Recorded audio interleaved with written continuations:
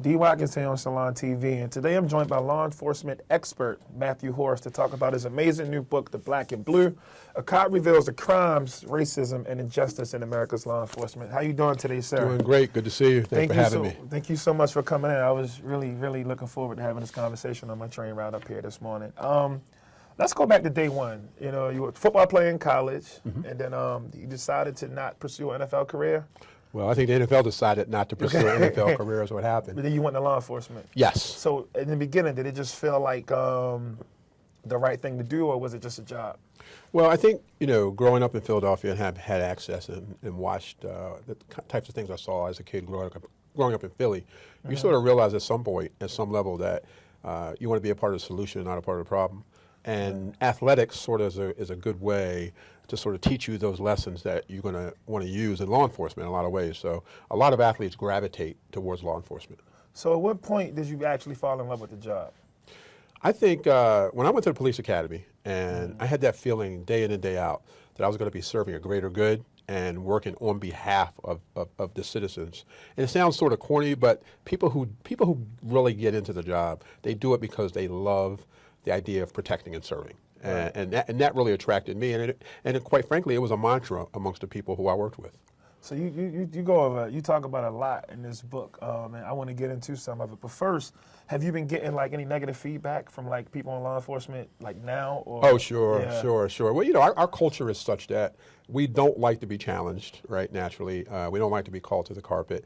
And whenever it's almost like you can't have a conversation and say, can we all agree that some things need to change? It's like American culture. It's like if you say something is wrong with this country, there's a segment of people who are like, you hate America. And it's like, no, I love it because I want to make it better. well, it's interesting because people ask, why write the book? And we said, well, because we want there to be more understanding between community and police, and we want there to be more understanding between police and community, and that really is the goal. But when the book came out, you know, initially, you know, the social media attacks, they began and things like that. So I kind of expected it. And what's the wildest thing somebody said to you on the internet? Well, challenging your credibility and what you've done in your career and all those sorts of things. But the challenge is that the people who are doing that haven't read the book. So as you know, the messages in the book are quite to the contrary of what people might think. And we are very supportive of law enforcement, right? We don't say that we're against law enforcement. It's not anti-cop. But that's the message that people are getting. So supportive on the way of wanting reform, the way it's supposed to be done. So I want to get into that too. But let's start with you defining implicit bias for the people who don't know what that is. Right. And then I want you to speak on how dangerous it can be. Right. Well, implicit bias or unconscious bias are those things that sort of drive our psyche that sometimes we're not aware of. But we make actions, we say things, and we make assumptions based on what our mind tells us to do or say or act in certain situations. And implicit bias could be something related to race or gender or sexuality. It's those things that we have in us that we haven't addressed. And even when we have addressed them, it's still a thing that you have to go back and readdress it constantly if you expect to be able to treat people fairly. And in the book, I talk about a traffic stop that I did. I'm sorry, a call that I went on when I met a crime victim, and I felt immediately, because the crime victim was a man in a domestic assault situation, that the perpetrator was going to be a woman, right? And it didn't dawn on me at any stage in that earlier discussion that it would be a woman. And we got up to the apartment, it turned out that the perpetrator was a man. Well, that was an implicit bias because I hadn't stopped to think that it could be a man, it could be a woman, and you just don't know. And on that same call, we got into a situation where we had to sort of get the suspect downstairs and out of the apartment, and we didn't know how big the individual was. And when he stood up, he was a giant of a man, but he really wasn't dangerous in that sense. But we felt that he might be. So we took all the steps to make sure we controlled all of the these situation. different stereotypes are happening back to back to back to back to back. Yeah, and they happen in seconds or minutes. And stereotypes can drive fear, and fear can cause reactions, and the reactions sometimes can be very deadly. That's why I wanted to say how dangerous it is, because it seems like, you know, when you hear these cases and you see them in the media, you always hear the same narrative of, I fear for my life, I fear for my life, I fear for my life. So it's like, how, and this is like a big question, but like, how do you like teach people to not, I don't know, generalize and judge in that way? Because like, you know, these are life and death situations. So like if my whole idea of, oh, if he's a black guy, so he's going to try to kill me, if that's what I'm going out with as I go to patrol and police, then that makes it dangerous for a lot of citizens. Well, and it doesn't have to be color. It could be size. You know, when I left college, I was 330 pounds. And, you know, I'm in the gym, 4 hours a day. So, your friends say, hey, I would never fight you. You meet people and they always go, hey, I would never fight you. I'd shoot you. Well, they're saying it jokingly, but they really don't know. Are you dangerous, or are they just responding to your size? So it doesn't have to be race. It doesn't have to be gender. It's those assumptions that we make based on what's in our mental Rolodex, so to speak. Yeah, but is it a way to get people to outside of that type of thinking? Well, the only way to do it is to just go back to the core of what's happening now. What do I see? What am I dealing with? How is the person communicating to me? Do I need to be more afraid because there are 3 black men or 3 white men or 3 white men with tattoos or 3 black men with beards? Or do I just take it as it comes and sort of evaluate the situation minute to minute? And if you're fair and honest, then a lot of those things don't happen. But unfortunately, as we say in the book, it is human to have biases. So it's not a black thing or a white thing. We all have them. They don't make us bad people. They just make us people. So you've been, you worked in law enforcement for over 30 years? 28 years. Yes. And do you feel like, as far as the racism that you dealt with, is it getting any better, or did it get any better from the inside looking out? Well, I think through the years, organizations did a much better job of identifying the behaviors that were consistent with racism and implicit bias and those sorts of things. So they instituted programs, diversity programs. They instituted training, implicit bias and unconscious bias training. Those programs are designed to help people understand themselves better, and hopefully in doing that, you're able to interact with people in a more positive fashion. So I can't think of too many organizations that haven't instituted training like that through the years. The challenge is that you have high turnover with administrators, chiefs, commissioners, and those sorts of things, and you need buy-in. You need buy-in by everyone. And quite frankly, a lot of people aren't willing to acknowledge what those biases are and or deal with them once they identify them. So from your expertise, do you feel like there's like a way to make it even more effective? Because as a black person, the only way I would ever, like, if somebody put a gun on me and robbed me, I'm probably not going to call the police unless they broke into my car and I needed to get an insurance report. Like, I will only probably call the police for insurance. And that's only because I've had a lot of negative and bad experiences with them. And a lot of people feel the same way. I'm not trying to speak for them, but a lot of people feel the same way. So what is it that we're missing, or what is it that we can do different to try to combat that? Because my tax dollars does pay for that service. Right. It's like having cable and not watching, Right. Well, there are a couple of things in the book. Crystal King Smith, who is a Chicago police manager up in Chicago, she says in communities sometimes we have to be proactive and do things to help sort of establish how we want our communities policed. And what she uses as an example of is, she says every church in America, especially in urban communities, should have a police liaison, someone that can forge that relationship with local police authorities so that you have the relationship before there's a problem, not after there's a problem. But in too many communities, that relationship isn't forged. The other thing is, there's a two-way communication stream that has to happen, and it has to happen from police to community and from community to police. I found, even being a police officer, being an African-American police officer, or even a federal agent, there's a wall up because of your authority figure, and a lot of times people don't communicate with you just based on that wall. So, everybody has to come together to try to make the situation a little better, and it's not all on police, and that's what the book says. But you do feel like a lot of people have a right to not feel comfortable communicating. Oh, sure. Well, systemically, historically. Absolutely. Well, let's look at the facts. The facts are that policing in the United States was early on, that we were there to sort of enforce rules of segregation, and keep people out of certain neighborhoods or certain stores or certain shops. So those were laws and policies that governed the way people lived, and police were the people who were responsible for that. And then you have situations like looking at what we talked about in the book, some of the abhorrent behavior, and these are very extremes, which happened in New Orleans and Chicago and other cities. And I think people are lost on the fact that some of those criminal behaviors that people have seen in their communities have a broad impact on people's trust of the police.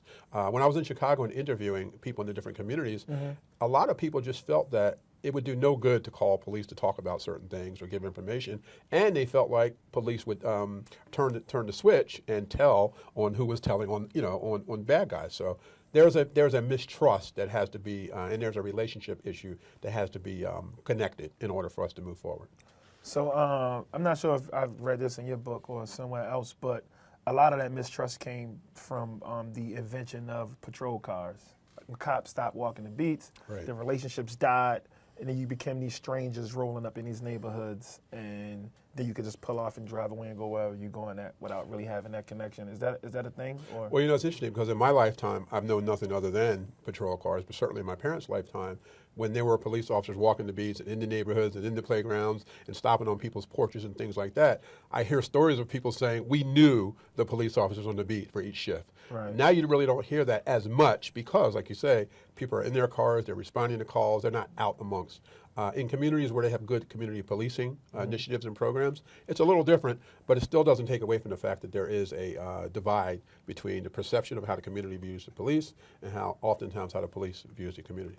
So you work really, really hard to build that trust between the community and different law enforcement departments, and then you cut on the TV and see some unarmed black person get murdered by a cop, and the cop doesn't even get charged, or if the cop gets charged, he or she walks away. What does that do to trust, or what is that? How can we fix that? Because that seems to be like a major problem right now, even with body cams. Right. Well, the optics of it certainly aren't good, but the question is a good one. Even when you're moving programs and initiatives forward, and people are starting to gain that trust, then they see another incident happen. It sort of erodes that trust. But what also adds to that is technology and social media, and the fact that what happens in Alaska happens in New York, and what happens in New Jersey happens in Miami. And let me tell you what I mean by that. It doesn't have to impact your community directly, but if you see an incident that happened in Miami, like the ones you described, and you're watching it, and it's live in real time on social media or television, you're aware of it, and the world is aware of it. So now things change so rapidly. Yeah, when Freddie Gray died, they were marching like in London, like everywhere. Yeah, absolutely. So the effect now is so much different than it used to be before social media, 24-hour news. Things that happened in a community in Brooklyn, you might only hear about it in the New York media market. Now, because of social media, because of the different streams of communication, people get it right away. So the response is really global. And as you said, it was global a couple years ago. It was all over the world. Yeah, so that's even like breaking down trust on a bigger level, because now communities that have police officers that are like officer friendly are seeing other communities marching and protesting because one of their friends get killed. So I feel like that even destroys trust at a bigger level. Absolutely. So how do we build it? Well, I tell you what, one thing we can't do is we can't stop and we can't quit. And you make a great point. The police officers, and 98% of those that are out there trying to do a noble job and trying to do the best they can, they become impacted by the responses of community based on incidents that happen anywhere. And even in communities where they're doing a good job and the officer friendly, as you describe it, they're still impacted when the world sees an incident that happens 3,000 miles away. So it is a great challenge. But what is the opposite of moving forward, quitting? We can't quit. Yeah, I think, you need a system in place like to establish that, or, we don't know what society would be without it. So like, I'm not into like experiments or anything like that. But I gotta say though, it'll be hard for me to say 98%. Because I feel like in poor communities, police officers enforce, and the communities that are more well off, they protect and serve. Like I've been on. That's a great point. I've been on both sides, and I also understand that it can be very cliquish too. So like you might have a guy with really good intentions coming in, and he gets caught up with the wrong guys. And I just even saw this with the gun task force in Baltimore. One of those guys, when I was sitting at his hearing, and I was like, man, he sounds like he apologized like 70 times. He took a fraction of the money. The other guys are taking hundreds of thousands of dollars. He's taking like $2,000 or something like that. And he's about to go away. And I'm like, wow, this guy, he got peer pressure into doing that. How many officers is this happening to? Well, it becomes really, we have no way of knowing, really, because the most egregious cases, they come out and then we learn about it and everybody goes, oh my God, then officers get indicted and such. But at the end of the day, it becomes a crisis management issue also. So you were asking about how do we manage the perception, right? The perception. The perception. So what has to happen is when something happens, and what does happen sometimes now, when something happens in San Diego, well, police chiefs get on board in New Jersey and they say, look, we need to respond to this, because if they respond to it in New Jersey, they can either help build those relationships in their community, or they can not respond and have people wondering and letting the perception drive the perception. In most areas now, as soon as something happens, chiefs and mayors and things, they come out right now and they either condemn it, support it, or say we're going to do the best we can to make sure it doesn't happen here. They do something. Right. They don't just let it ride and leave it to the vices of people. Yeah, I think a lot of police departments learned a lot from just the PR nightmare that happened after Trayvon Martin was murdered. Right, Because they responded in a way that was like, so what? And I think nobody wants to be seen as people that don't care. Right. And people should care. So I want to get your take on this. Donald Trump kind of brands himself as like the police officer's president, right? He talks about law enforcement as if he's worn the badge himself at some point. Right. Do you think that's a problem? Or do you think it's a great time to be a cop right now? Well, me personally, I think it's always been a great time to be a cop, right? Because that comes from within, and why you do the job, protect and serve. I think, though, that leadership starts from the top, and leadership sets the tone. So I think that the tone right now, when you look at the fact that some of the consent decrees are being rolled back, it sort of takes the reins off of regulation. And in some people's mind, that may be a license to sort of lighten up or move towards another level. Right. But in others, I know police officers that they could care less about a consent decree. They're going to do the same job the same way every day. See, and that's why so that's like my pushback with the whole leadership comes from the top, because you do need great leadership, but sometimes it just doesn't make it down to the people on the ground. Right. You know, you want to engage them and you want to, but it's like, I mean, I don't know. It's difficult. Well, there are some great examples, and we use a couple examples here in the book. Michael Harrison, the superintendent of police in New Orleans, who grew up in the New Orleans police culture, and they had some really, really egregious cases down there. But he's done an incredible job of sort of re-engineering and turning that ship to change the culture. You know, there's something we use in leadership circles that says, culture eats strategy for lunch. So, and what that means is you can be the best strategist, the best leader, but trying to change the culture of 3,000 or 4,000 or 35,000 people can be very challenging. And chiefs go through this all the time, and that's why you see many departments, chiefs come and go, you know, because they're trying to change that culture. The culture eats them, and, you know, at the end of the day, they move on to another job. But culture eats strategy for lunch sometimes. So if someone, and I'm sure this happens to you, but if someone books you, brought you in to talk to like a new class of like young white police officers who are going to work in like a predominantly black district, what would you say to them? I would say listen to the heartbeat. In other words, not just police officers, but people. This book, we're trying to reach people to understand that all these things that people are saying and all the things that they are hearing can't all be wrong. Right. So when it comes to people that have credibility, and you know, you can take me or anybody in this book off the table. Look at Senator Tim Scott, South Carolina. He's a sitting member of the United States Congress, let's say, and he's getting stopped in his own state that he represents. So it is a phenomenon. And as you talk to people, like you do and I do, it happens to more people than America wants to acknowledge. Right. So if we can just get that understanding started and the conversation started there, and people say, yes, I see it, I understand it, I think we can go a long way. And to listen to the people, like, you have to acknowledge that the people you're policing are people.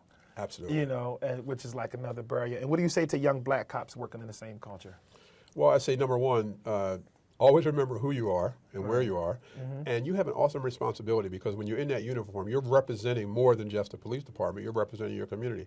And many of the African-American officers and Latino officers and Asian officers that I know, and you know, they really take that oath very seriously, in that I have a responsibility to more than just the department and the uniform.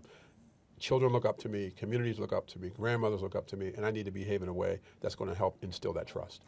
You heard it from law enforcement expert Matthew Horace. Tell everyone where they can get your book. The Black and the Blue. It's live online right now, Amazon.com, Barnes & Noble, and it's a great read, not because I say so, but because the reviewers say so.